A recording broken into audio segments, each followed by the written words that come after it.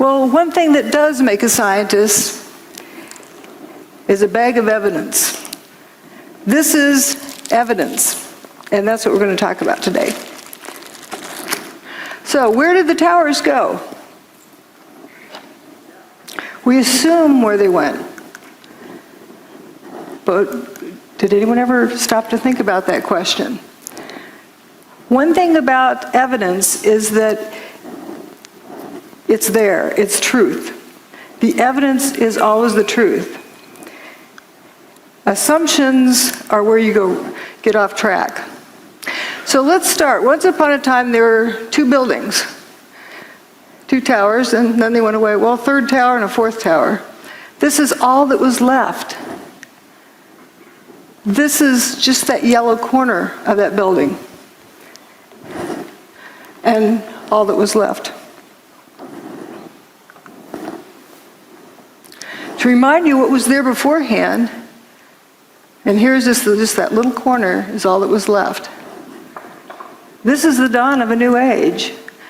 There exists some technology that can make a building of that size go away. It has the ability to direct energy in such a way to disrupt the molecular bonds. It's also, energy is direct as opposed to being kinetic energy. Kinetic energy like a wrecking ball or a missile or something solid. We're going to go through the data and see that you can eliminate about every kind of kinetic energy weapon. And we know this technology exists. The whole world saw it, even though they were told they saw something else. They saw what happened. And this indeed is a technology that can be used for free energy. It doesn't need to be used for evil purposes. Oops. Again, that's all that was left, just a story or two of that. And would you believe it, that 14 people survived in there? So what we're going to learn is that the towers didn't burn up, nor did they slam to the ground, but turned into dust in midair. That's not a collapse, that's dust squirting up. Why did so few people see that? Because they were told to see a collapse, maybe? There's three main things that keep people from seeing what's going on. Problem-solving skills, groupthink, peer pressure, and that they're terrified by the implications. We're going to just focus on the problem-solving aspect. If I tell you the answer is 27, am I right?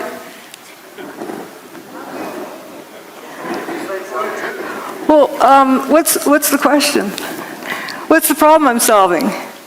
If you don't know the problem, how do you know if the answer is right or wrong? You first have to define a problem before you can solve it. And it can be referred to as a syntax error because the order matters. Like when doing this math, are you adding those numbers together first or multiplying these first?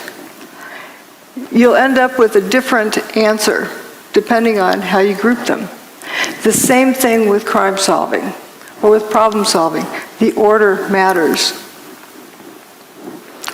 So if you start out with a theory, we have thermite or we have bombs or we have airplanes or whatever theory someone has, and they take their pick from this list of things, and then they go cherry picking and searching for the data that's going to support their theory. So in essence, what they've done is determine the problem. But what happens if it was something else that they didn't take into consideration? They'll never get to the right answer. And that actually is one of the key things in a cover-up. You get people arguing about guesses, about assumptions about what the problem is, and they never look at the problem. If you don't look at the problem, you can't solve it. So what they're using is a theory to determine what happened. That's the wrong direction.